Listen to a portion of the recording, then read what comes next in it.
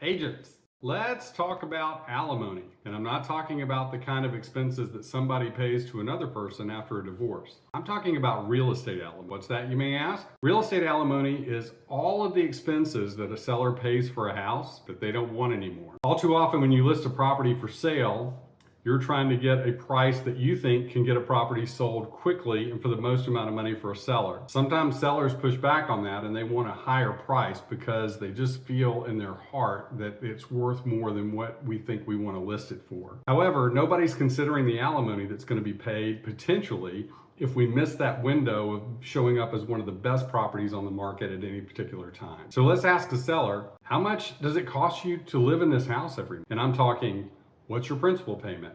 What's your interest? What are your taxes? How much is your insurance? How much do you pay in your electric bill? How much is your gas bill? What does your pool service company cost? What is your trash service company? What is your housekeeping every week? Add it up.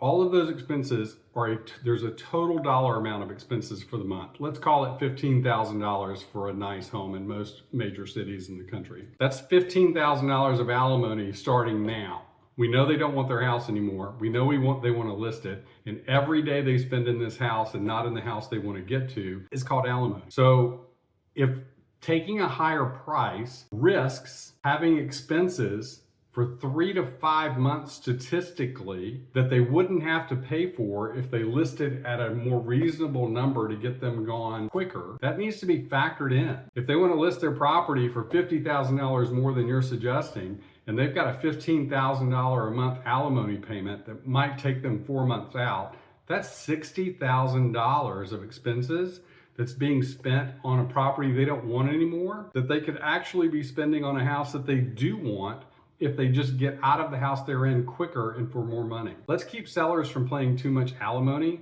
Let's get the houses priced right.